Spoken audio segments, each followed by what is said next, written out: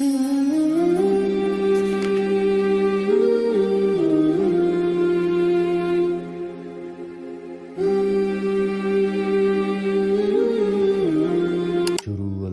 کا نام لے کر جو بڑا مہربان نہایت رحم والا ہے۔ ترجمہ سورۃ الانفطار۔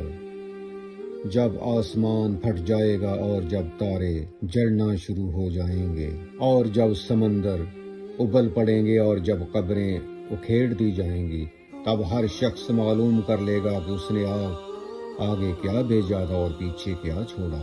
اے انسان، تجھ کو اپنے رب کریم کے بارے میں کس چیز نے دھوکہ دیا؟